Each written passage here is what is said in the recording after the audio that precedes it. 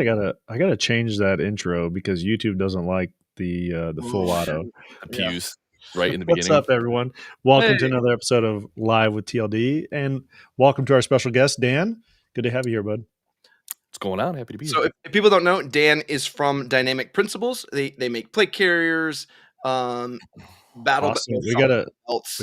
I think there's a way to block him. Yeah, block you. He makes Oh, we he's did a a video on his, moderator. Who made him a moderator?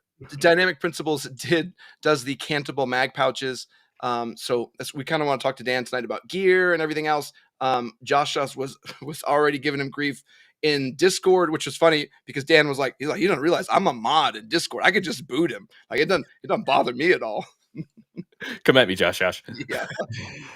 So yeah, Dan, tell us a little bit about yourself, and don't tell me. I get to talk to you all the time. Tell the viewers about yourself, Dynamic Principles, a little bit of history for those people who haven't like chimed in on Austin's Prepared Mindset podcast. If you guys, I will say this: if you guys want the long, like there is a long history where I first heard about Dan was from Austin's Prepared Mindset podcast, where Dan talks for like an hour about his long history and goes way into it, and I really liked who he was as a person. That's when I reached out, and we've been doing stupid stuff ever since. So sorry about that.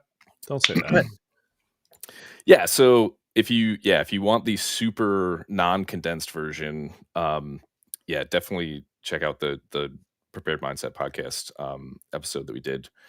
Even though he was just talking shit in the chat. We try not to swear. We try not to swear. I forgot. Oh, sorry. So this is something that needs to be specified ahead of time. Sorry, I need to know because I mean, man, I'll try to rate failure on Walsh's part because he should have warned you. Yeah. But yeah, the super condensed version. I'm Dan. I started making So I started modifying kit probably 15 years ago. I think that's kind of where everybody starts is you're not really making your own designs. You're just taking stuff and you're like, man, if this thing did this, it would be cool. And then you pay people to do that for you, which is obscenely expensive and usually takes a long time. My current pastime, yes. Yeah. It's not great. And being on the other side of that, I totally understand it as well, because it's like doing that type of thing is a living. It's really, really difficult to be able to actually stay afloat. I know a lot of people who just did like gear mods and gear modification, that type of stuff, and they are just like not, they're not around anymore doing that because they're like, man, I had to go get a day job. Like I couldn't do enough of it fast enough for enough people and charge enough money that it was profitable. So like most people who like really had a knack for it, I just like went to my grandma and I was like, I need a sewing machine and I need you to teach me how to not do a bad job at doing this, and started doing that. I think my story is also probably similar to a lot of people's, where I had a different job. I had a different life. I did a lot of stuff, and this was not my day job. And COVID hit, and I lived in upstate New York at the time, and it just like crushed that state. The government did some things during that time that really made me realize, like, me and my wife had considered moving out of the state prior to that, and then when that happened, that was like, we're definitely getting out of here. And so that's what facilitated us moving. We moved to Tennessee. That's where the business is located now. We're in Middle Tennessee. We make everything here. Jason, I'm telling you, that's where we're going to end up. My brother's there and all my family. I always tell Jason, like, hey man, it's either Nebraska or Tennessee. Like, I think it's going to be Tennessee. Dude, like, okay. Tennessee is awesome. So like, my sister has lived in Nashville for a long time. She was in Nashville for like 5 or 6 years before me and my wife moved down here. And so that made it easy because it was just like, I already have some family there. We can go there. It gives a really good excuse for my parents when they retire to also come. And so it was like it just kind of made sense. But at the same time, like, Tennessee is just awesome. I could not be happier here. I'm living my best life in Tennessee for sure. Well, my vote in the future is we get some property out there. We build your shop on it with our range, and we just go to town and they have a whole training facility. Oh, My advice: if you're gonna buy land in Tennessee, you better do it quick because everybody is moving here, and because of that, it's like all of the land is getting bought, and Yeah. time that it's worth more and more. I just want 50 feet by 1,000 feet, like 1,000 yards. 50 yards Look, by 1,000. Like I only want a strip. you can get that, but it's going to be under power lines. Oh, So that's okay. I think that'll be it'll. okay. I think that means they have to And you keep the get like road for brain you, tumors, right? which is nice. Yeah. There's no long Dan's term shop's effects for gonna be there. sure. Like it doesn't matter. Like it's not gonna phase us at all. Michael Yeah. Farley says NYC effed over the whole state. I'm shocked. Shocked, Yeah. I say. Yeah, it's We had a couple of New Yorkers in the chat. I don't know where Java's at. Java's usually popping his head in. I think he said he's going to a show tonight or yesterday. He was at a trip. I haven't talked to him. 556 Chronicles says, "Evening, gentlemen. I haven't seen you comment before, so welcome." Sorry, Dan. We totally derailed you. It's kind of the game here. No, that's totally fine. I mean, we can get derailed on New York being an awful place and we all know that already. You're telling us. You're giving us new information. Well, hold on. What did you do beforehand? Is it like super secret squirrel stuff? No. Still, like the more we talk about it, the closer we're going to get to the long version of events. But like, oh God, which is like what we did on the Prepared Mindset podcast. But right. the super condensed version is if you want to be a cop in New York State, you need to have a 4-year degree to do so. That's a prerequisite requirement. It doesn't matter what agency you go to. That's the way that it is now. I come from a law enforcement family. That was always what my game plan was. So like I knew from a pretty young age that that's what I was going to pursue. And that's what I was going to go after. I went to, unfortunately, when I went to college and I got a 4-year degree, when I graduated from college, all of New York State was 2 years into a hiring freeze that ended up lasting like, I think 6 years is how long they were not hiring new cops and then letting the size of the police force shrink through attrition. So when people would retire, when people would leave and go to different agencies out of state or whatever, they weren't refilling those jobs. They were just letting, and this was post like the 2007 recession. So like lots of government agencies were doing this. It wasn't just, upstate New York. But so I graduated from college with a degree and I was ready to go to an academy, and there were no academies for 4 years, like at least 4 years. Yeah, it was very unfortunate. So I got a job. I actually worked for a construction company.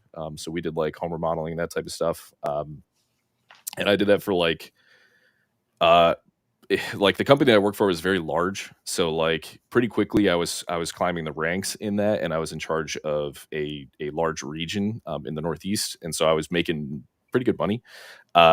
And so by the time that there were jobs, the choice was like, okay, do I take the pay cut? Yeah. Do I abandon the 5 years of ladder climbing and work that I've put in the business that I'm in, and take a huge pay cut, and take us a not insignificant pay cut? Even then, it was like that was one of the more difficult decisions that I've made, because I wanted to go in law enforcement, not because of the money ever. It was always because it's family and like it's what you wanted to do, and like it's purpose, and it's a legacy type like thing, military kind of thing. You don't get paid a lot of money, but you get a lot of fulfillment out of it. It's I think the people who are in it for the right reasons, to them it's more than a job. To me, it was going to be more than a job. That's what it was going to boil down to. But that doesn't mean that everybody's in it for the right reasons, but like it's like that's what it was to me. And but it was like, man, I'm gonna have my house paid off in like 5 years if I just fucking stick with this. Sorry. And so and so I was like, man, I'm gonna keep it. And so that's what I ended up doing, and that was great until COVID happened, and like my entire company, like statewide, was shut down by the government. And so I had like 11 months or whatever it was on the initial you can't go to work, but we're going to pay you to stay home type situation. And that was really when it was during that time that I really started, like really tinkering with making my own patterns and taking things that I had kind of thought about and conceptualized for a long time, and then actually trying to build build patterns. Do you know what a silhouette is? Like the machine. Do you know what a cricket is? Yeah. Yeah. Yeah, yeah, yeah. No, So no, a it's silhouette is just like a big cricket. So like it's Sewing the machine? the it, no, no, it's it's it could cut out like vinyl and it could cut yeah, out Oh, all okay. sorts of stuff, fabric. My yeah, wife yeah, yeah. has a couple of them. My wife had one of those. So I literally was starting with my grandmother's sewing machine, and then my wife's cricket. I would build the cut files in that, and then I was putting the fabric on her cricket, and then having it cut out the patterns for the fabric, and then I was sewing them with my grandma's sewing machine, and that was like my one of the many things I did to not go insane during COVID when I couldn't leave my house for 11 months. And so my wife was deemed essential, so she worked, and so she actually she had a job where she was going into an office, and then she started working from home during COVID because that's what the protocol was, and so it was a really easy transition for us to be like, hey, not for nothing, if we moved, like, would she be able to just continue working remotely? And her business was fine with that, so that made it very easy for us to be like, cool, pack everything up, head out of the state, and that's ultimately what got us to Tennessee. And if we couldn't have done that, if she couldn't have kept her job, like I the I wouldn't be here doing this. I would have come down and immediately had to get a real job and get cracking with that. It's And interesting too that like your whole thing is a COVID baby, and like yeah, Austin Prepared Mindset podcast, his is a COVID baby. All of Thin Line Defense is the same thing. I was just bored and standing outside, learn how to shoot a pistol, watching YouTube videos because there was nothing else to do. yeah, You're like, I guess I'll just go try. Like, I'll do 5,000 reps this week because what else am I doing? yeah, It's like, why yeah. not? I, Yeah. I think a lot of people ended up in the same boat where it was like 11 months, you weren't spending money on anything because you couldn't do anything. So like, I was just basically pocketing all of that COVID money. And And ammo was like $1 a round for 9 mil. So it was like, it- I'm not gonna go shoot that. So right, right. It wasn't. Oh God, dark times. yeah, yeah. But You can tell he's having flashbacks. Yeah, so you can see him. but it's still like, I, man, I It remember still being a hasn't really kid fully healed. and getting a brick of 550 22 long rifle rounds for like $8.99, and that was like n- Not, normal. and it wasn't The that long ago. and I it mean, was right like, now I get told like, "Oh, there's a blazing sale on 9 mil, 250 shipped." I'm like, I yeah, tell you're like, Jason, I'm like, pass. cool, Yeah. thanks. Yeah, So Um, there's a comment here. William Ragsdale says Jason's failing at his job, keeping Walsh from derailing this I've whole been thing. listening. And I'm sitting here trying not to ask Dan, like his beard blends in with his shirt. I can't tell where one ends and one begins. I'm curious about, hey, when you were making pouches and gear, what was like the first few things like that you started with? Like it was so off the most that you like, I'm gonna make a new one of this. yeah, the main thing that I wanted to make were the plate bags. So like the first design that I really We had a spit and raisins carrier, was I bet. yeah, was pushing into. Dude, I have photos. I should dig some of those out of, like, it was basically like I just made a bunch of plate carriers for my friends. So like people Really? who I knew that wanted plate carriers and or had ones, and I was like I was like, what color do you want? And then I just bought like 1 yard of that fabric and like 30 inches of the elastic and Yeah, just enough. yeah, the And literal amount, yeah. yeah. And then just made them carriers. And the the truth is not a ton has changed from like those original designs, but those were uh like OG webbing for everything. Because I didn't have a laser cutter, and that was not a thing that I could do or had access to at that time. So everything was just the you know the antiquated old way of making gear that is no longer going to be a thing. And but that's how all of the original design started. The concepts and the philosophies behind them didn't change at all. It basically, the only thing that improved was the materials that I was able to get access to, um, the specialized equipment to process them. Like a lot of times I make a lot of my own laminate here for special projects and things that I want to do for stuff that's kind of um, specific, or I'm trying to accomplish something that there isn't an existing product that already does. We can just produce that stuff in house right now, where like that was not an option, when it was the wife's, big Cricut silhouette Yeah. machine and, grandma's sewing machine on my kitchen table, because it was a tabletop machine, not an actual, now like you use industrial machines where they're like, the thing is a table, it's you don't set it on something, it is the table, because It's there's one a huge motor underneath and all that jazz. One thing I always thought interesting is like even and you talked about this a little bit when you were with Austin, when you scaled up with things, you still kept the custom shop. And I think that was always so interesting because people could like it's probably one of those that you probably always wanted to let fall off.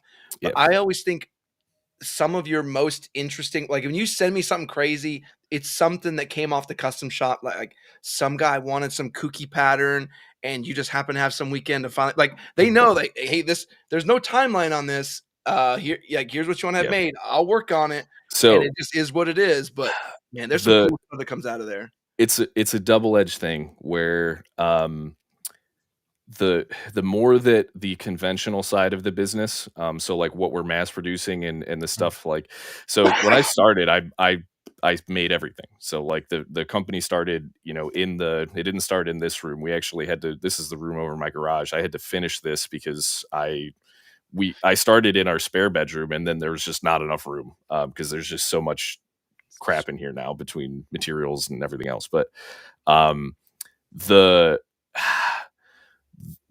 the thing is that scaling from you do everything to you now have employees and you have a production schedule and you're making things in larger quantities.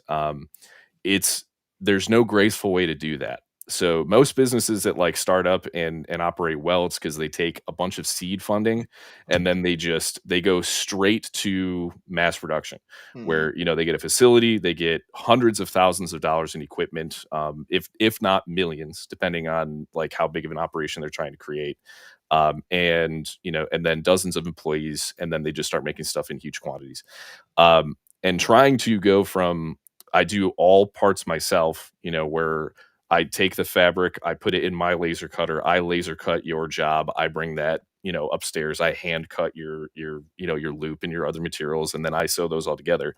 Going from that to doing an actual type of bulk production, it's super painful. Like it's your passion. really Yeah. painful. Yeah. And so I like the custom shop is me. So don't be confused. It's not like I can't train people to, make a custom pattern that's a one-off thing for a customer and then sew that and then make a finished product. I have to do that. And the more success that the regular commercial side, I'll call it the commercial side of the business has, the less and less time that I have to do the custom stuff. And the issue is that I really want to do the custom stuff because that's the whole reason why I do this shit, is because I like to Great. make those things. And yeah, we'll give you like timestamps at the end so you can come back into the pod and edit them all out. So yeah, CJ Macias did have a question for you though. Okay. Says quick question: do Hesco L210 swimmers cut fit in the medium bags. DPC medium plate bags perfect? Oh man, how long of an answer do you want? Well, I thought on your website in the plate bag you have an option for specifically shooters cut or swimmers cut. Right? So stand by 1 second. Yeah. 1 second. We can make do. Yeah, there's been a bunch of comments. Oh yeah, there's a whole bunch. Yeah, I can actually talk while you can't see me. Okay. So here's what I'll say. Dan's a talker. If you guys don't know, Dan's a talker too. That's why we'll get on the phone and then be like, bro, it's been like an hour and a half. I gotta go eat. Per 420 dynamic principles, aka Big DP. The best DP. Okay. Hesco L210s. He just has one. That's my favorite part. He's like me, like, hey, what about this? Like, hold on, let me go get it. Dan's the same way. Like, let me go grab one of those. So, I mean, one of the things if you're trying to make armor carriers and you're trying to make it work for a lot of stuff, you got to get a lot of armor. Yeah. I have endless armor in this room. And I'll pause and say this: if you have questions about what armor is good outside of plate carriers, Dan is a fantastic resource. I asked him. Could just do this. Oh, we could just show the comment. Yeah. So I asked Dan a while ago when we started working on the DPC, and Dan, I think we were working on a different carrier too. And I was like, hey, what plate should I get? And Dan just did his thing and just went through all these plates. And I was like, okay, I'll get the RMAs then because you love those. And like, but so he's a great resource if you're looking at plates too. He'll talk to you for hours. Plates can be a super long conversation. Yes. There's a lot of manufacturers. There are far more garbage manufacturers and options than there are good ones. But they'll all say everyone else is garbage too. That's my favorite part. They'll all say that no matter how garbage they are, everyone says everyone else is garbage. So sorry, L210 question. Super fast answer on this. So we make plate bags that are cut specifically for this plate. So this particular cut of what the L210 comes, and there are some other models. An example would be this is a U210, and if you look at them from the front, they look like the same thing. Hesco refers to this as a 10x12 shooter cut. Different companies will call a plate a 10x12 shooter cut that is a totally different cut from this. That's more like what we refer to as a 10x12 sappy, where instead of coming to the short point and then going over, the sidewall goes up a lot further like a regular sappy plate and then comes over at a steeper angle. Lots of companies, Highcom is an example of this. Their 10x12 shooter cuts are really more like what we would call a sappy cut. If you're going to use a plate that is a what we consider or what we call a 10x12 shooter, which is this cut, you should just use one of our 10x12 shooter bags because they are made for each other as far as the fitment goes. So you don't have any excess material or slop with this particular bag in this particular setup. When you put your plate in it, what you will end up with is the actual plate bag itself is the exact geometry of this particular plate. Now, having said that, I do not recommend anyone to ever buy single curve plates if they're going to use them. So like if you just want a carrier that you can throw in your garage or in your closet and you have it, and then you can throw it on and you never wear, they'll be fine. Get those, they'll be okay. Just understand that the main limitation is, and you'll be able to see, if you look at the difference between this plate, which is a U210, and then this plate, which is an L210. Oh, the multi-curve.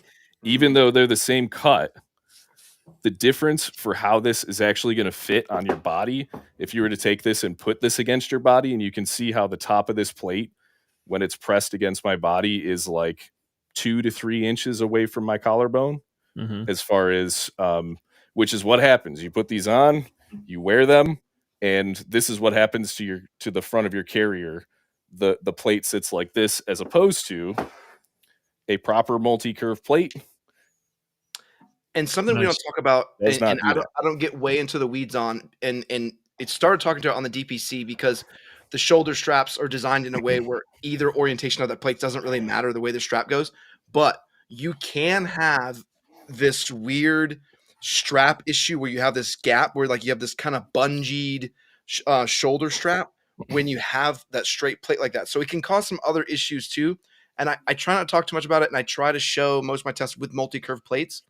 But just know even that is a bit disingenuous because you could do straight plates and a good fitting carrier with a good cheek weld.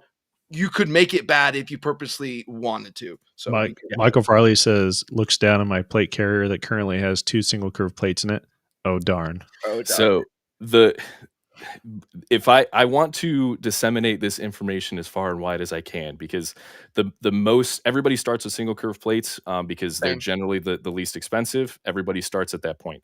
Um, I'm trying to help people skip that step because uh, while it's not the end of the world if you have single curve plates, the single most common factor that exists when I talk to people and they think that their plate carrier is uncomfortable, regardless of what manufacturer it comes from, um, they think that it's uncomfortable. It's almost always because they're using a single curve plate in it, and the way the plate fits to their body is what is uncomfortable. Mm. And so, Even heavy plates are more comfortable. for sure, Mhm.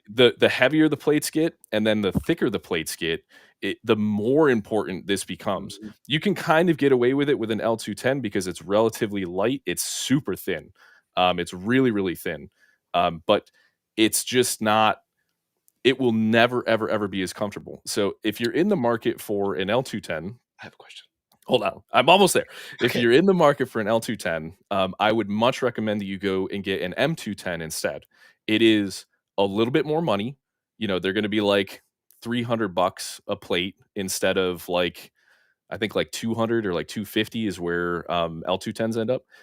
That little bit of extra money from going from a single curve to a multi curve of the exact same cut of plate makes an enormous difference in how much comfort it's going to have for you.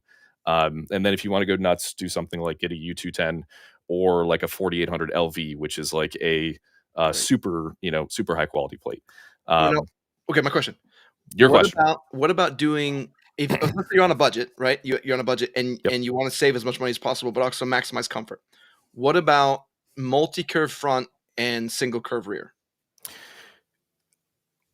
Hate it? I mean, I'm just So, asking. Like, I've seen it recommended before, and I've thought about it. I've just never run plates that are like that. But I so don't think I would fight someone on it. where I land on this is most likely you can find a multi-curve plate that is at the price point that you need it to be, and I would rather you do that. And so like that's where an armor manufacturer like RMA comes in, where you can just go get a plate from RMA that is a multi-curve plate. You can either get a level 4 or their level 3 pluses or their special threat plates or whatever. It doesn't Can matter. you hear me? Yeah. Okay. Um, Quiet. pick out one of those. It doesn't matter Well, there whatever was your price point is. some comments in there. I But don't know if like Austin from Prepared Mindset is joking or not. what's he saying? Oh. Oh yeah, if his mind is his body's one Uh, giant curve. what? Austin, let me tell you, buddy, we got to get you out of that FCPC. I know that you like it. No, I make fun of him every time. He's like, "It's a really good carrier." I'm like, "No, it's not." Okay, go back up. There was one question I want to. Someone had a good. Okay, so Mr. King Arthur says, "Is Frass worth the hype?" There's actually some good armor questions I want to give these people because Yeah, so Frass in concept is kind of like a new age dragon skin type concept. It's okay. I wouldn't personally. I would never use Frass over just a solid single plate. If I was trying to do something that was going to be like full coverage, like a full concealable cut, and I was trying to get more surface area coverage, maybe. But even then, 99 times out of 100, what I'm actually going to do is either just run front and rear plates that are standard ceramic plates, and then I'm either going to run rifle side plates or I'm going to run soft armor. And generally I run soft armor in the sides of my carriers. So like I usually don't run rifle plates on the sides, but it depends. It depends on what I'm doing. do you sell side armor plate inserts? No, Oh, so like call somebody. yeah, I mean, yeah, I know a let's guy. Here's the good news, let's Jason. I know a guy. We could get some of these. so since He's we're in going the nuts. He's going since we're in the den, so like this is my personal carrier. These are extremely simple soft armor bags that just bolt up to the inside of the elastic cummerbund. So we're gonna And see then, these on the website, is what you're saying. well, there's something that I have made probably 50 to 60 of these for local law enforcement. I've done a couple of them on some contracts that were for some agencies. Maybe there'll be something that we sell. The real issue with the soft side armor is that you have to kind of commit to a manufacturer, because there are tons of different sizes that it can come in, and everybody makes different heights and widths and everything else. So if we ever made something, they're kind of one of those things that it's easy when an agency is like, this is the soft side armor that we're running, can you make us a bag for it? And it's like, yeah, absolutely, no problem. It's a lot harder when it's like, we make it in this cut, and like, if your soft armor isn't that size, then sucks to suck. I don't know what to tell you. Yeah, so that's kind of the and then you would end up with like a million SKUs if you tried to make them for all the different sizes that they could be out there. Different bulks and all the other stuff. Yeah. So that's one of those things that's like maybe like a 5 or 6 year program where maybe we'll partner with an armor manufacturer. We'll pick out some specific sizes for like small, medium, large, and then we'll make bags that go with the soft armor. I really like Pharaohs. So like if you want to just get an off the shelf solution, the Pharaoh soft armor is excellent. And it's compatible with basically all of our cummerbunds. If you either use their little like weird CEC adapter, which is for the elastic one, or if you get like the structural cummerbund, it's all 3610 loop on the inside. It just sticks right on. See, what's funny is if you told me to buy the Pharaoh side armor, I'd say no. But if you repackaged it and wrapped it as dynamic principles, I'd be like, look how cool I am. Sorry, look at how neat this is. Yeah, this is such a good idea. Medic One he says he has a question, but I don't understand it. So I'm going to read this out loud. And you tell me. Still had questions, but okay, go ahead. What's that? We still have some other questions about some different plates, but go ahead. So while Mr. King Arthur says, I'm looking for lighter plates because of mechanical injuries. The 500 steel plates I dumped years ago hurt like an SOB. Croak says multi-curve SRT plates are great for cost protection ratio. That's what Dan had me get. Hold on, there's one more. Bailey had asked lightweight. Well, this is going to be a weird one. Lightweight 10x12 special threat plates. Go. Like, what would I recommend? Yeah. I know you would say 10 by. You probably, if I know you, you're going to tell me like medium sappies. Yeah. So here's again, I'll be really, really brief, but like, this is a can of worms that we're talking about. Right. In general, I don't recommend that people get 10x12 plates. And that's because 10x12 plates are kind of made to whatever dimension the manufacturer that's making that plate wants to make them. I was having this conversation with somebody in your Discord beforehand where they had some that were from Battle Steel, and they call them a 10x12 plate. And then if you look at them, they're like, the actual dimensions are 9.5 by 11.5. Well, that's not 10x12. What that is that's basically a medium sappy that they cut an inch off from the bottom of. And then, so what you have is a smaller than a medium sappy plate that is in a weird cut in a weird shape. So it wouldn't really fit great in a 10x12 sappy carrier, and it also wouldn't fit great in a medium sappy carrier. So in general, if you're looking at a 10x12 lightweight plate, or that's where you're trying to get, my recommendation would be, if you can get a sappy cut, go for that. If you're going to get a 10x12, I would, and you're trying to be relatively inexpensive. So like the way that armor works, you have three pillars. Okay, you have price, you have weight, and then you have protection. And you can kind of put weight and thickness into the same pillar. So like how thick the plate is or how thin it is. But the way that it works is, if you want all of the protection and you want none of the weight, guess what the price is going to be? A ton. It's going to be a lot. So like a good example of this would be like a excellent quality level 4 plate that's extremely lightweight, that's like 5 pounds ish, and it gives you full level 4 protection, be an LTC 26300. Outstanding plate. They're like $3,000 a set, $2,700 to $3,000 for a set of 2. Okay, that's what the cost is for that type of a thing. So you're going to have to make a compromise somewhere. And so generally the way that it works is, if you want level 4 protection and you want it to be cheap, guess what it's going to be? Heavy.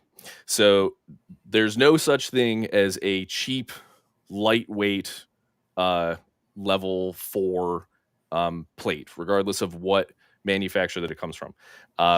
So with that caveat, The recommendation that I would make is if you're trying to get a level 4 plate and you're trying to do it on a budget, RMA 1165s are a really good compromise of they're not super heavy, they're not super expensive, and I believe that they make them either in a fixed 10 by 12 cut that is actually 10 by 12 and is actual edge to edge protection. They don't have big foam barriers around the outside of them, or it's a medium sappy cut. I can't remember which of those two off the top of my head. But either way, if they say that it's a 10 by 12 and it's 10 inches by 12 inches and you get our 10 by 12 sappy bags, it's going to fit and it's going to be a tailor fit. So like when you put the plate in the bag, it's going to be like the bag is skin on the plate where there's no extra fabric or material or slop.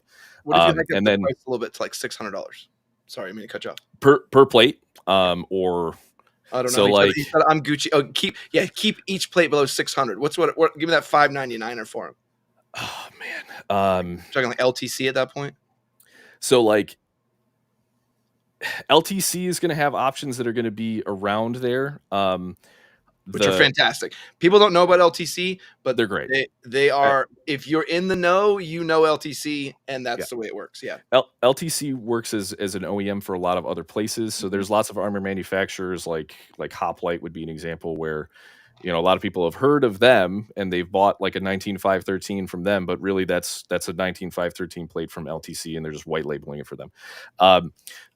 My recommendation would be this. You can buy any plate that you want from Hesco, Hycom, LTC, Integris. Those are all quality manufacturers that produce all their product here in the United States, RMA, and nothing that they make is going to be trash and going to be an issue. The only caveat that I'll give with that is Hycom is the only one on that list that their 10 by 12 plates are not 10 by 12s.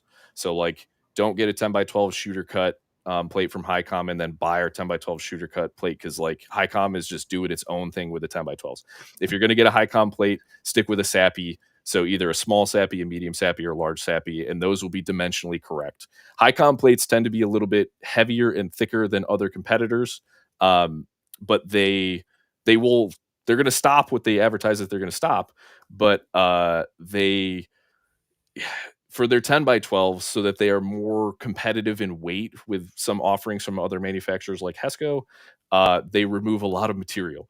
So like their 10 by 12 plate is, more like 9 1/4 by like 11 1/4. They call it 9 1/2 by 11 1/2, but like we have them, we measure them. It's not true. Not true.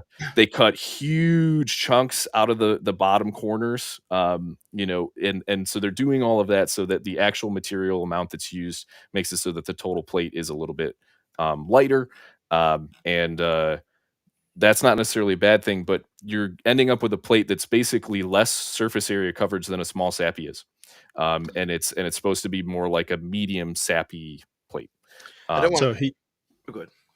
Well, he had said earlier that he bought Shot Stop and he was hoping that he got them before their QC issues. But he just said, thought I made a good decision with Shot Stops. Boy, was I wrong. Yeah, Shot Stop screwed a lot of people.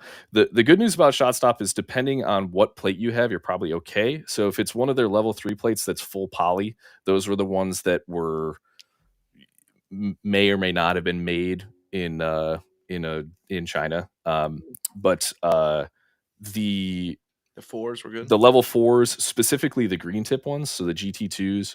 I don't quote me on this because I don't have any inside baseball that anybody else doesn't have on this. But I believe if you had those plates and you were still using those, that they are still probably okay. I have been at agencies where we shot those plates, like where we pulled them out of a batch and shot them and they performed fine. So like,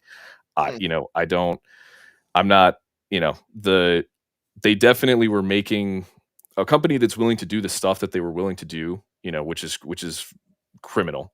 I wouldn't feel good about using any product from them as a life-saving product.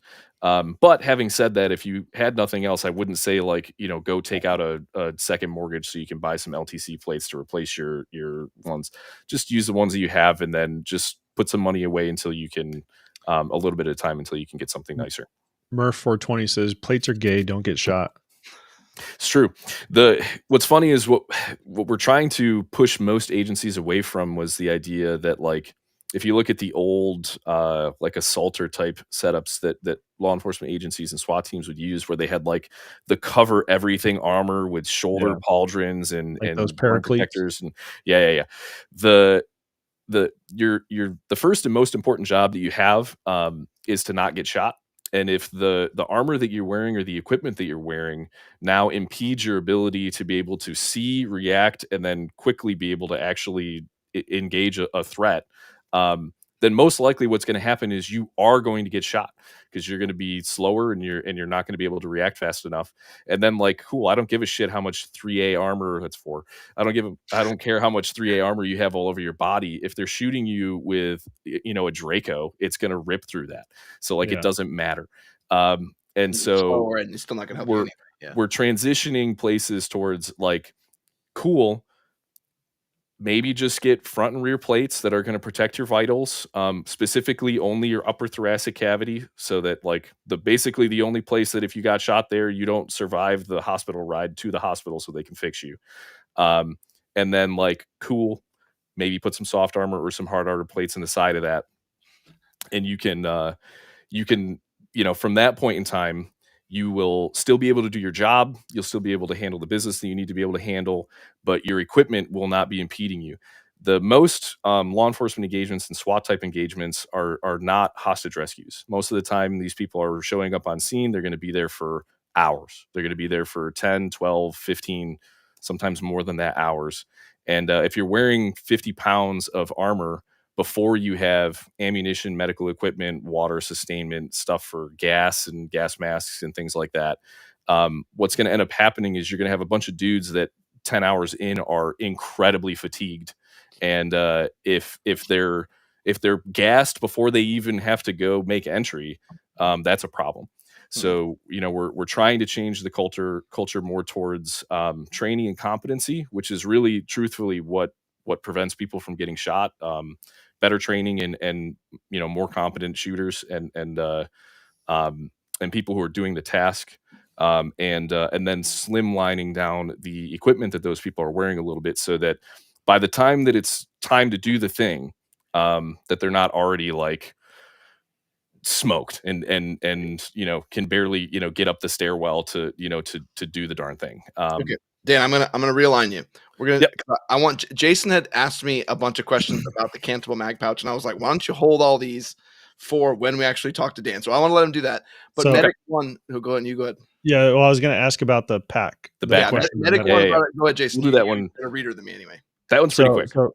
So he says, question on the custom stuff. Are you opposed to making packs, specifically an aid bag that focuses on ACLS care? Every gear place have cookie cutter design and tries to do everything and not just be an aid bag. We literally won't say that company's name. So yeah. Without picking on anybody in particular. So the hard thing about packs and the hard thing about bags, and the reason why you'll see, like, a lot of places don't touch them, or if they do make something, like you said, it's super cookie cutter, where it's like, this does everything, and it's like, well, that means it really doesn't do anything really well. Bags are pretty expensive to design and produce, so there's something that they're like a high investment item for a company to make, and most agencies, unfortunately, are not willing to spend any money on them. And so if you were to design a bag that was going to be super well thought out, really, really good, odds are, if it was laser beam focused like that, you're going to have it where a whole bunch of agencies will have some sort of weird requirement that it doesn't meet, and therefore they won't consider it. The ones that are left over are going to be like, well, we can just go buy this bag from this Chinese company, and it's going to be, a whole bunch cheaper. And they're not going to buy yours anyway. And so it is definitely the market has decided why there's not those things out there. It's not that it's not possible. It's just that you will have a really hard time finding a business that isn't trying to get into specifically that, like, somebody who's trying to make only those, like, that's going to be their thing, and they're going to do like a like they're going to be laser beam focused on just making the best bag options for people, whether they're trying to do, assault, day packs, operations, medical type stuff, whatever, supporting deployment for gas and those types of things, whatever. They're trying to make the best versions of those. If they're not doing that, you're probably not going to end up with a product. And I hate to say it, but that company probably wouldn't succeed in the long run because uh, it's like a product without a customer. You'd have to be completely supported by people who were buying it out of their own pocket, because the issued stuff that they have sucks. It's not that that's not possible, but man, is that super, super, super difficult to do. He said, thanks, Dan. Figured that was the case. We also have a super chat. We keep cutting. Yeah, we keep cutting Dan up. Like, all right, Dan, we'll give me another question. You've been playing long enough. Okay, do a super chat. Dave's Bruin gave us a super chat. He said, any recommendations on RF2 plates for a shellback 10x12 carrier? I got it during COVID. Okay. So you can put pretty much any plates in there. They're probably going to fit. Depending on which. So like, and I'm not going to. No, I'm not here to badmouth companies, okay? But shellback carriers have probably the worst shoulder strap and pad type design where he hasn't seen the RTS ones. Where the shoulder strap meets the body of the carrier. They are the most busy, and they have just stupid things going on there. So my recommendation is this. Get a DPC. Get rid of that thing and get a DPC. If you can, at some point, focus on getting something that might be a little bit better than that. There are there's a million options that you can get that are going to be better than that. So Murph was talking to Dan in the Discord about possibly getting some new carriers for his work, and he says shellbacks are the nice carriers at my job. Shoot me. Those are the good ones. So shellbacks are yeah, I'm looking at those comments from Austin. But shellbacks are he thinks he's funny. Yeah. They're a lot more upfront about it now, but like 97% of their products are just Chinese made carriers. And so a lot of companies that are like that used to be able to really easily get away with that because they just wouldn't disclose anything about where the stuff that you're buying was coming from. And then people would just assume. There are lots of companies that still do that today. So like generally the way that it works, and this is a joke that I always say, but like if your company that you're going to buy something from is making stuff and it's very compliant, like we are like vegans, we will tell you. Like you don't, if you look down through the description and it doesn't say very compliant, made in America, we're doing everything here, we buy all the materials here, like it's coming from China, or Vietnam or Peru or whatever country outside of the United States that's producing it. So I will say one caveat with that too. Sometimes it sucks too because sometimes you'll get non-berry compliant pants, and like Beyond Systems does this, where like you have the berry compliant version, which is $250, and the regular one is $100, and the only thing different is the zippers they used because they're Chinese made zippers instead of the American made ones, which are $1,000. You could go further than that, where you may even have companies that they still source and they use all American materials. They're just offloading all of the labor component. What a lot of people don't realize is the single largest expense to berry compliant nylon goods is the labor. So like it's not it's not like the materials are way more expensive than if you source them from China. There is a difference in price, but the main difference is that I can't pay people 17 cents an hour and then cut their fingers off if they don't do a good enough job sewing. And I'm not backed by a communist regime that is funneling money and resources into making sure that my products are successful and sold across the globe. So like that's really what it boils down to is it's not like a lot of times you can get what's basically the same thing, as far as like the materials and the zippers and the, all the components and that type of stuff. It's just like, how do you feel about your money directly supporting communism? And how do you feel about child labor and like, Bailey said, that type of stuff? So there's great comments on here. So Murph 420 says Vietnam sewing is pretty good. Bailey Luke says, I want my zippers to be installed by child labor. Prepared mindset. It's a requirement now. How do you know you can't do that? You haven't even tried yet. You haven't even tried. Yeah. Dave's, which I just noticed, Dave, you're commenting from Rumble, so I appreciate it. Says, yeah, it's bad, but it's what I got for now. Maybe. So, Dave, we do a bunch of giveaways, and I think we have more coming. So maybe we can win you one. We'll after talking all of that crap, the answer to your question is the plates themselves. Generally, what I recommend for people is the most important thing that you need to consider is like, what is the minimum threat level that you need to be protected from? So I think the biggest mistake that a lot of people, I'm not going to have kids sew the zippers on. So I think the mistake that you need to have kids. Have your kids sew the zippers on. I have one. I have a beautiful daughter, and I'm sure there will be more, but I am definitely not going to put them to work before they're 5 years old. 6 is the limit. But when they're 6, when they're 6, it's over. They're working for the family business. You gotta get to the we gotta get into the pouches in a minute. So I forgot about that. So I break these things down into like a couple easy kind of price points. If you're trying to stay under $1,000 for the set of plates, go with something like RMAs. Okay, those are going to be the best budget. But still, they make RF2 plates. I think they're around the ballpark of $700 for their RF2 plates, which is just like, it's like a level 3 plus plate. And they come in sappy sizes. You'll get a medium sappy that's going to fit in your shellback carrier. And then what's also nice about that is that when you eventually upgrade to DPC, you can just get medium sappy plate bags, and the fit for that plate into that bag is going to be perfect. And then if the budget allows, then you can get into some more expensive ones like 19513s from LTCs. They're a little bit more expensive. They're still under $1,000. They're like $800. They only come in medium sappy size, so like that's the only size that they make 19513s. They're an excellent plate. I don't think that they are RF2, but they're a level 3 plus plate where they're giving you level 3 protection plus some of the mild steel penetrating type rounds that those plates stop. I also particularly like plates like U210s from Hesco. They are a special threat plate that will stop M855, M855A1.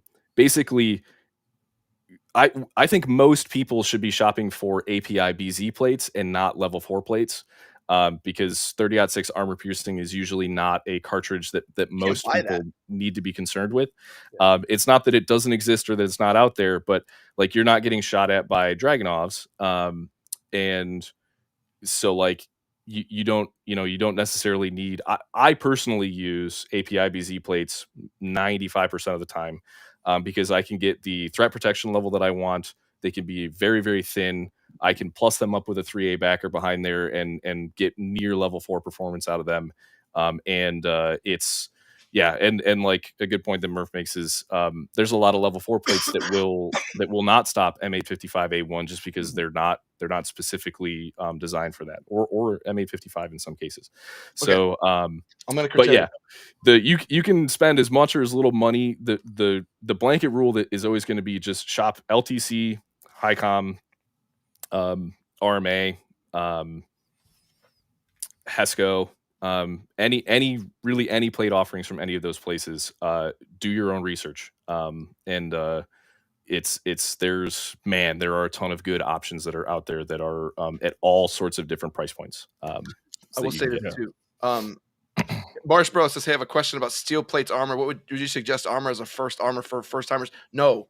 Never. I'll say as a blanket thing, don't get steel armor. Particularly nowadays, there's a lot of ceramic options, particularly over on RMA and some others that are probably the same price. So don't go that route. And this leads me to the next set of questions. The next set of the statement: Dan is very active on our Discord. So if you're not on our Discord, please come and join in there. You can continue any of these questions you have. He'll chime in. He answers stuff. Just tag him. He loves it. So he'll just come and he'll just swoop in like Batman. I wouldn't say very active, but I'm in there sometimes, and I will answer questions. Like you'll swoop in like Batman sometimes. Someone will say something, and you'll be like, "What?" Like that is like who summoned my me? favorite was he jumped in there and he was like, "Why are you shilling for DM? Why are you doing that for?" So, if you guys really would like, if you want to talk more about Dan, please join our Discord. We'll talk more. I think we'll do our best to have you on more. It seems like a lot of people have questions. Another big thing too, if you're interested in Dynamic Principles gear, between the DPC, any of the stuff that Dynamic Principles has, you can also use the discount code TLDCO over there, so we can save you a little bit of money over there. But let's get into probably one of my favorites. I do love the DPC, but I have a lot of carriers, and so it's hard to make me like really wow over carriers. I was like, okay, I've seen them. Like, okay, this is nice. It's probably one of my favorites. But the cantable mag pouches, probably. So really quick, Croak said Barlow isn't in the U.S. though, so what's available to him might be limited. Oh, yeah, and like I don't know, man. Don't tangent him. Don't tangent him. Hold on. Yeah. So sorry, cantable mag pouches are some of my favorite mag pouches on the market, because you basically took the S-Tech design, really in a way, now that I'm seeing some of the new belts that we've reviewed very recently, kind of gave the middle finger to some of the other guys doing some other kooky things, where you don't need these weird cantable slots in stupid places. You can pretty much do anything you want. And waterfall, did you see that video? By the way, you did. This feels very specific. Yeah. And you can waterfall those magazine pouches any way you want. You can do the weird stuff on the front. So I love the cantables. If you guys haven't played with cantable mag pouches, please do so. I'm gonna let Jason talk for a minute because he had questions. I do. And I think it was funny because I was talking to Walt. Yeah, I'm gonna cut Walsh off here. So I was asking him about it, and he was like, "You know what? I'm not going to answer this. Save this for the live and ask Dan." So good plan. Looking at the back of the cannibal mag pouches, it seems like they were specifically designed for some belts, but for some of those legacy style, like the Lead Devil belts or the Blue Force Gear belts, can your pouches attach to those types of like Molly style belts, like the Gen ones? Definitely. So I'm going to answer your question, and then I'm going to give a little bit of background first on like why we even make these, like why they're even a product. So like most people, I started off where I have used lots and lots and lots of belt mounted magazine pouches. So from different manufacturers, I tried many. And like a vast majority of people, I started with straight vertical pouches. And then when I lived in upstate New York, my access to pistols was extremely limited. So like I had law enforcement family. I applied for pistol permits a couple times. I was never able to get approved for pistol permits because New York State is not a shall issue state. They are a may issue state. And like self-defense is not a reason that they can, so like, yeah. So like I shot lots of rifles growing up, and then I really only got to shoot pistols like when I was with friends, cops, people that I knew that had them, and they were like, yeah, cool, you can shoot mine. So moving to Tennessee is really like the start of my arc of pistol shooting, where I was trying to improve my skills and get better. So I started with straight vertical pouches, and like most people, what I realized is if you put some angle into your pouch, you can greatly increase the efficiency of your reload stroke, and change it from being something where you have to flip a magazine over and flip it and put it into a gun and turn it into what's basically just a straight seesaw. And if you look at competition shooters and you look at the way that they set up their belts, it's always the exact same thing. They have their mag pouches on their belts. They're spaced out relatively far from each other, and they're all at an angle that starts steepest in the front, and then as they work around their body, they get slightly less steep and slightly less steep and slightly less steep. Really? So that every single stroke that they make is the most like biomechanically efficient. I'm going full Travis Haley right now. The most biomechanically efficient movement that they can make, so that they can, with the greatest level of consistency, draw a mag, insert it into the bottom of the gun. Cool. So that started my journey of trying to find the best angled pouch. And I had used vertical S-Tacs.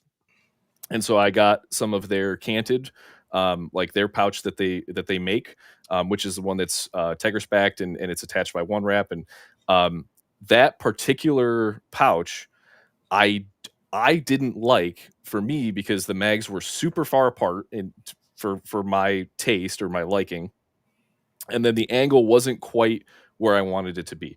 And so I was like, okay, these do most of what I want them to do, and I could make them work.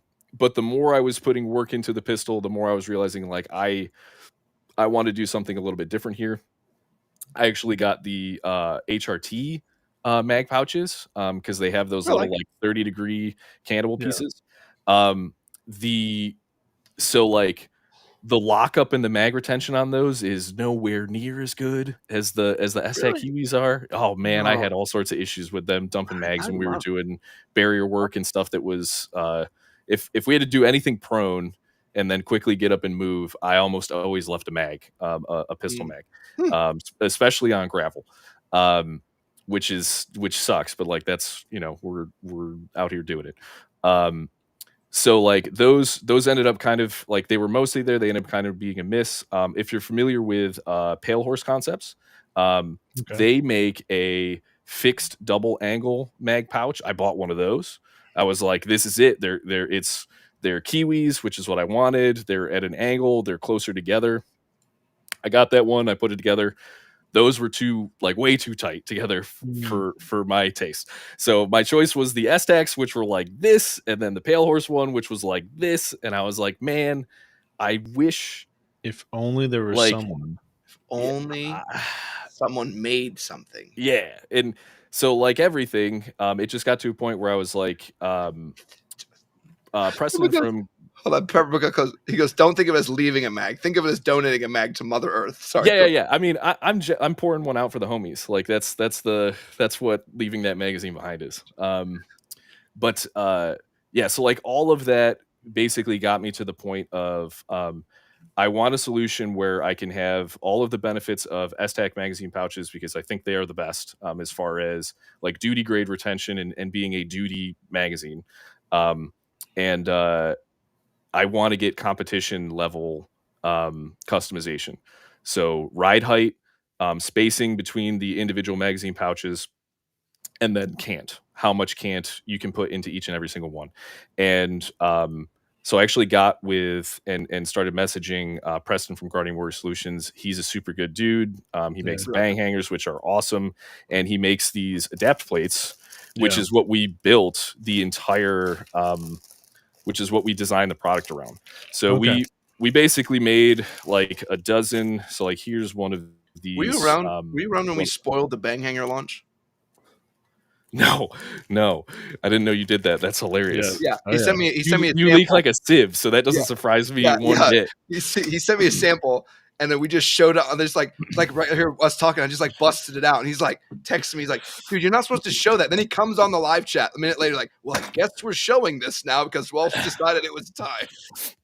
So, here is a super neat custom cannibal mag pouch that is in AOR 1. And then here is just a simple Guardian Warrior Solutions or Adapt 2. And so the way that the cannibal mag pouches work is you're going to mount them one of two ways. If you have a belt that is a Safarland ELS pattern belt, so like a race belt that's like a competition belt, or it's a belt like the Wojak is, which has the holes in it. A bear belt. The bear belt, the belt from Bear Solutions. You have the try that one, man. luxury of being able to just direct mount your hardware, and you bolt the pouch straight onto the belt. That's pretty cool. So wait, hold on. So why don't you have a belt like that? Or do you? Hey, quit ruining stuff. So maybe I should go on his website before I ask questions. We don't have a belt like that right now, but right now that works that way at some point. I'm an investigator. I caught that. So if you have that kind of a belt where you have holes that are in the system, cool. You don't actually need to get a adapt plate like the micros. You can just buy a $2 hardware set, and so you just get the pouch and the hardware set. This is important. The pouches come just like this. It's just the pouch in a bag. So the reason why is because what belt you have and how you're going to mount it is going to change what mounting hardware or option you need. And so you buy this, and then if you have a bare Wojak belt, you buy this and you get one hardware kit, and cool, you have everything you need to mount those things together. If you have a traditional Molly belt, so like any traditional Molly belt, it doesn't matter whether it's one that's like the DM belt where it's like there's not really Molly on it. Yeah. It just has like the spacing. Through mount. Yeah. Cool. Use one of these. And then if you have one that is more like the old Ronin belts, or like I love that he just like was like, let me pop up and show you. Just as bad as me, man. You like hey, one of our gunfighter belts that just have traditional. I like that. Traditional Molly on them. I mean, it's the gunfighter belt is basically just a not retarded GBRS belt. The only reason why we made it is to kind of give a middle finger to that product. Where it has normal hook and loop on it. It has a proper 2-inch rigid scuba webbing inner belt, which, shocker, now the GBRS belt comes with that, although originally it did not. Although it's still not 2-inch scuba webbing, it's like 1.5 inches, and it's not anywhere near as rigid. It's just like all of the still have like their hook and loop backwards. Yes. Yeah, they do. Okay. And that was the only reason why I ended up making any of those belts is because I had quite a few people that were local that were like, hey, can you just make me a not stupid version of this product? It's like, I like this, and this about it, but like, can it just be like a loop inner and a hook outer? And like, can you just use a regular scuba webbing inner? I want you to think of exactly this, but make it not stupid. Like, can you do that? And that's what it is. It's anyway, sorry. So show us how to mount this. So if you're using, no, it's I do, but I don't want to take them off of this. Yeah. Another question about pouches. Yeah. What the GWS mounts do is they work as the middle layer in between the pouch and then a Molly type belt. So what you will do is, instead of bolting this straight onto an ELS type belt, you will bolt your pouch onto the mount in the orientation that you want. So whether you want it to be vertical or sideways or totally horizontal or at a little bit of an angle or whatever, and then if you want it a little bit over here or a little bit over there, or you want a low right height, or tabs underneath so they can see the screw underneath. And Croak, no, I haven't heard from the dude lately. I was thinking of him too. So the whole patterns are designed in a way that you will end up with a ton of different intersections where these things will line up. All you need are 2 points on the pouch. So 2 points between the pouch and the mount. And as long as you have 2 points where you can put a bolt through and put them together, this will be locked in place. You can do more than that. If you buy extra hardware and you want to do more than that, you can. There's nothing wrong with doing that. If you have the points, cool, bolt them up. But it will only require 2 to work. And then once this is in this condition, then this just bolts onto that Molly belt. And the goal was this. So now you have all of the benefits of STAC's original pouch design, which is outstanding. The one note that I'll make on this, because we get this question a lot, is we have slightly changed the geometry of these pouches to make them more efficient for a double stack 9mm. So when STAC makes these single pistol mag pouches, the fabric is a lot looser than how we do it. And it's because they make the same pouch base, and then if you have a 2011 or if you have a 9mm handgun or if you have a 45 caliber handgun or whatever, they just put a different insert in it. And then what that results in is, if you're using a 2011 or if you're using like a 45 ACP double stack gun, the pouch fit is like perfect for those because it's like just about snug for fitment. But if you're using like a regular double stack 9mm Glock magazine, a lot of times the opening of the pouch would actually kind of be like just a little bit more open. And that's what I noticed, because these are the new 2011s. You're selling these, right? They are coming like in a couple days. Thanks for the leak, Walsh. No, so they're definitely not coming later. But so keep going. But so the point is that one of the, and I understand this because STAC already has like 1,000 SKUs. So like they can't make them all different sizes for different things. We can. So like we're only making this one pouch, which is specifically sized for double stack 9mm duty magazines. So like Glock magazines, M&P magazines, that type of stuff. Yeah. And the 2011 specific pouches, the fabric will actually, there's actually more fabric for the 2011 ones, which is why you can't just take a 2011 insert and drop it into our regular Cannibal mag pouch and use it. It'll be too tight. If you did that and then you put a 2011 magazine in there, it would just be too snug for that application. We're gonna make. I tried it. Go ahead. No, there's a question. And it is too tight.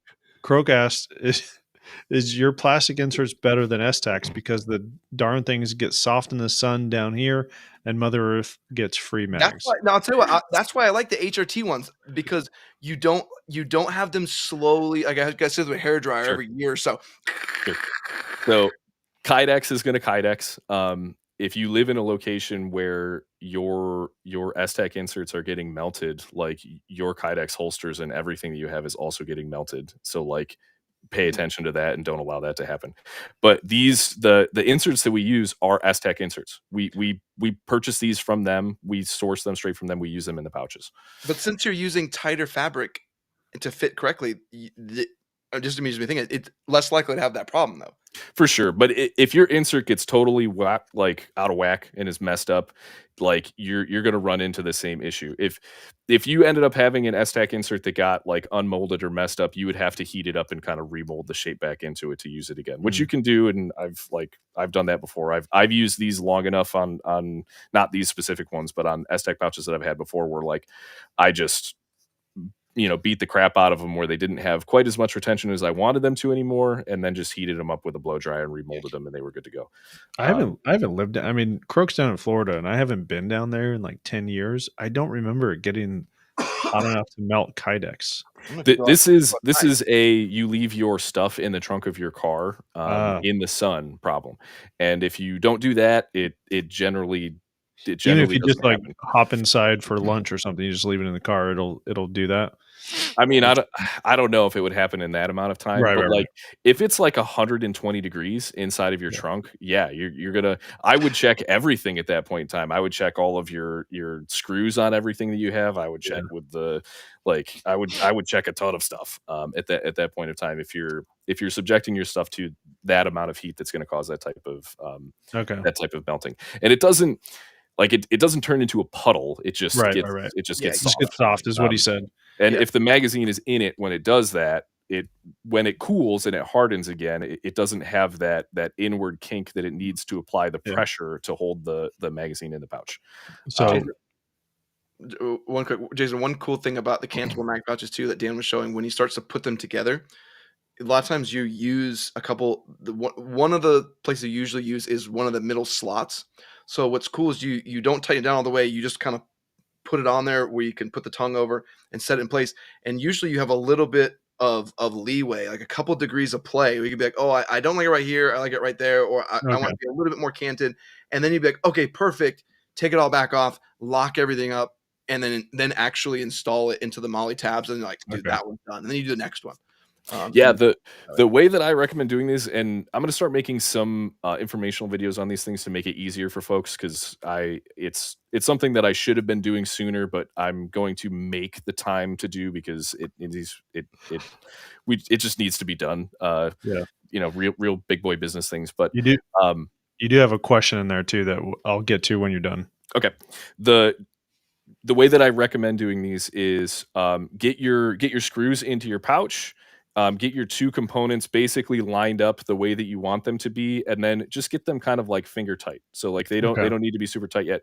When they're finger tight, you will be able to still put some movement and adjustment into them, and then just like put them on your belt, look at them and be like, yeah, cool, that's how I want the pouch. Or be like, that doesn't have quite as much angle as I want. Or like, oh, it's like here and I really want the ride height to be a lot lower, or whatever you need to do, you can make those changes. Once you have it where you want it, tighten them. So tighten both of them so that it stays in the right spot. And then you can back one of the screws out, put the Loctite on it, the blue Loctite on it, tighten that one. Then you back the other one out, put the blue Loctite on it.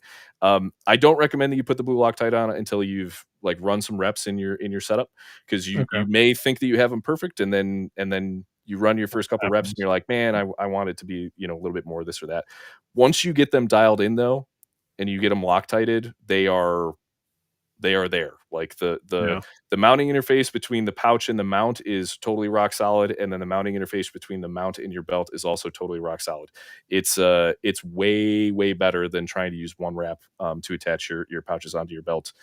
Substantially more durable and substantially more rigid, which was the goal. Question. So Philip Ashley asked, how does the DPC compare to the JPC 2.0? And Josh answers and says, the letters and numbers are different, Philip. It's true. That's probably the most important distinction. No, JPC 2.0s are an excellent carrier that is designed specifically for military use. So if you JPC 2.0s in the original JPC design is basically the result of people who were taking AVS plate bags and they were taking them out of their harnesses and they were just trying to use just the plate bags because they were like, screw the harness, I'm not carrying a lot of stuff, and putting those on their body, and then Cry being like, stop it. Like, why are you doing that? Stop doing that. And so then they made a carrier that was basically that, and did some improvements to it, and that was a JPC. JPCs are an excellent quality carrier. If you buy a JPC 2.0, you're most likely going to be happy with it as long as you put multi-curve plates in it. Or the SPC, which is basically just a laser cut JPC, if we're being honest. Having said that, the shortcomings that the JPC has and the things that I disliked about mine and why there are some differences, it's really only a couple important things. The first and most important one is that the shoulder straps on JPCs are way too wide apart, like way too wide apart for a vast majority of people. And the straps themselves are also way too long for a vast majority of people. And ultimately what that results in is a vast majority of people, if you see them, even professional end users, if you see them wearing a JPC, in a huge majority of cases, their plates on their body are way too low.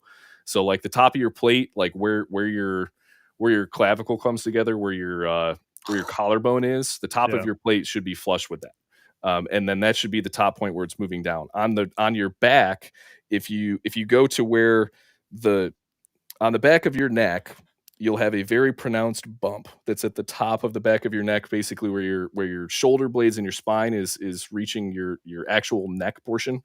Mm-hmm. You want the top of your rear plate to be within 2 to 3 inches of that point. Most people, if you look at them and they're wearing a JPC or JPC 2.0, their rear plate is halfway down their back. And it's not because they're stupid. It's just because they have the straps like adjusted in, like, so that they're kind of like in the middle of the adjustment range, and they're like, this must be how it's supposed to fit a medium person because I got a medium plate carrier. And it's like it's not even close. So the first and foremost thing that you'll notice that's a huge difference is that you can actually get your DPC plate bags to ride onto your body so that your plates are up high where they're supposed to be, so that they can protect your upper thoracic cavity, which is what they're there to do. They're not there to protect your abdomen. They're there to protect your heart, your lungs. Like, that's it. Like they have no responsibility beyond that. The second component that is, I think, probably more applicable for most people is the material on the inside of the JPC. There's tweave that's on the sides, and there's a hard mesh that's in the center.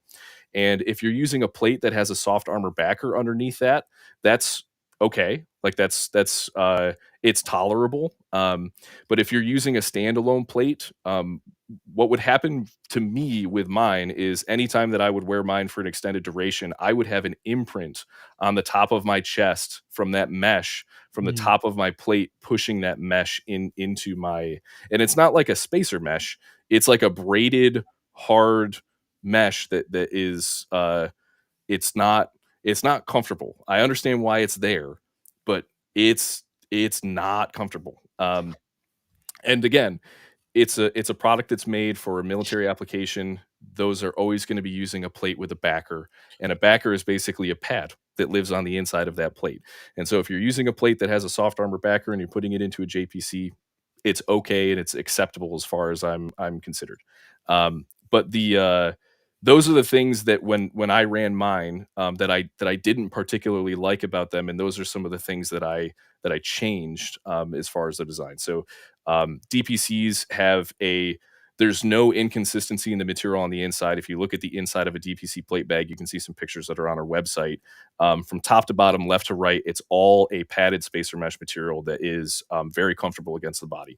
So whether you put a standalone plate in it or you put a plate with a backer in it, it's excellent. It's out of the box. You can just put your plate in it, and it's going to be comfortable to wear.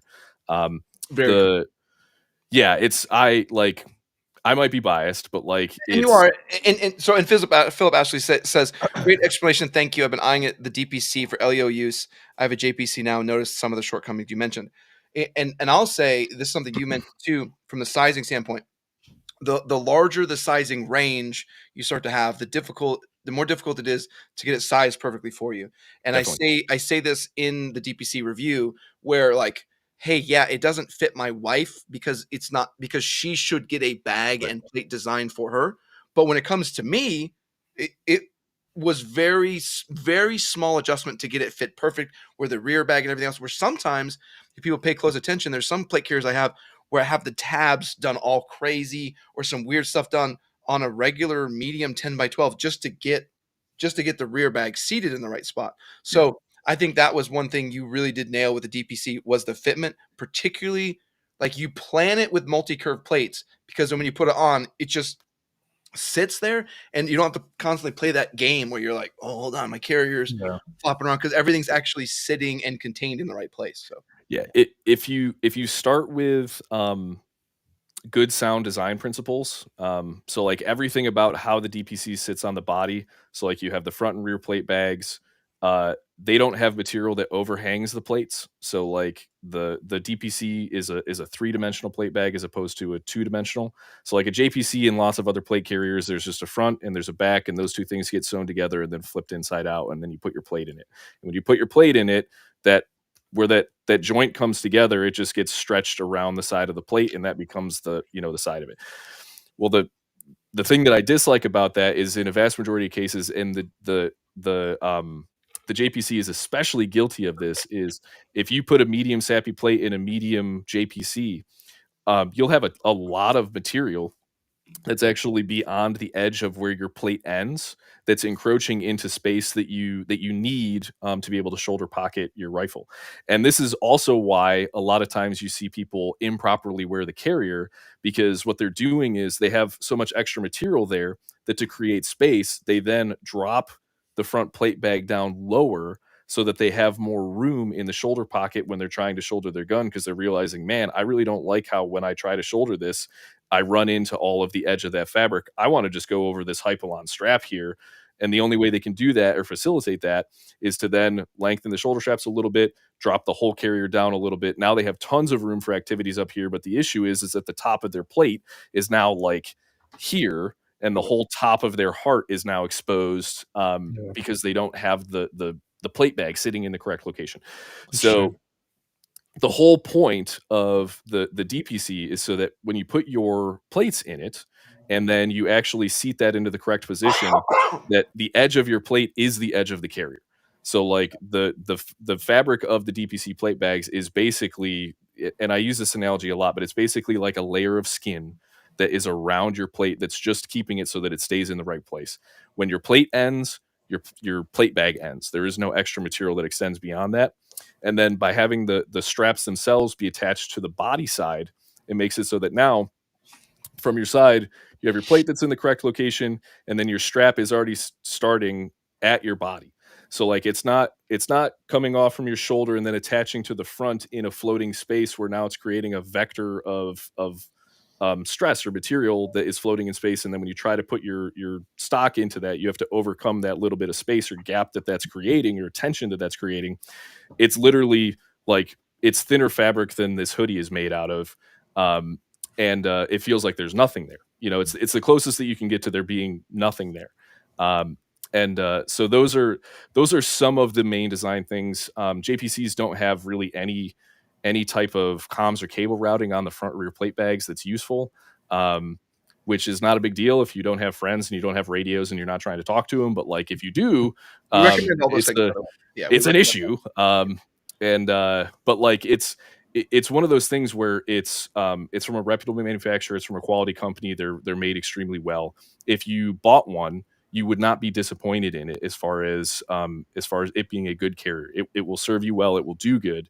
It's just if you want to get nitpicky, or you're going to spend hours and hours and hours in it, you will notice some of those differences, just from a design aspect. I mean, bear in mind, JPC came out like 20 years ago, man. I mean, it's like, the SBC is nice, but you're like still the same limitations. The R line is just pay 5 times as much to get the features that all the other carriers already have. So it just basically brings it up to current standards for 10 times the cost.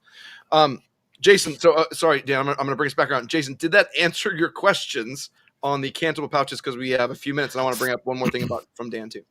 Yeah, I think so. The only other question I have, I think you kind of touched on it, is other magazines. Like, I get the problem of having so many SKUs. If people are saying, "Well, I want pouches to fit 2011 mags or 45 ACP Glock mags or so on and so forth." So I'm not gonna get into, well, what are your plans for mag pouches that you're going to design in the future?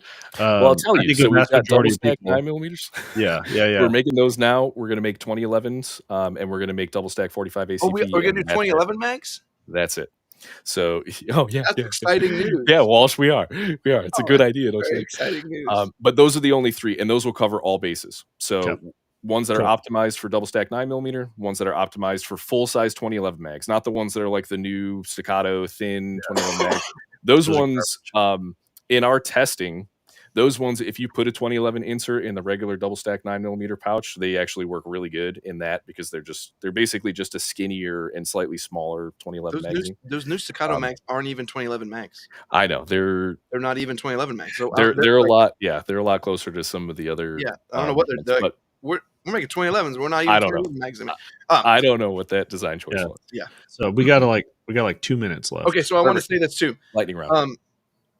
As Dan, one more thing I want to share with everybody. As another thing that me and Dan like to geek out about and talk about. You see his Orion training group hat too. So he's also gone to some of the same training I've gone to. Some different instructors where I went to Defensive Element. You went to.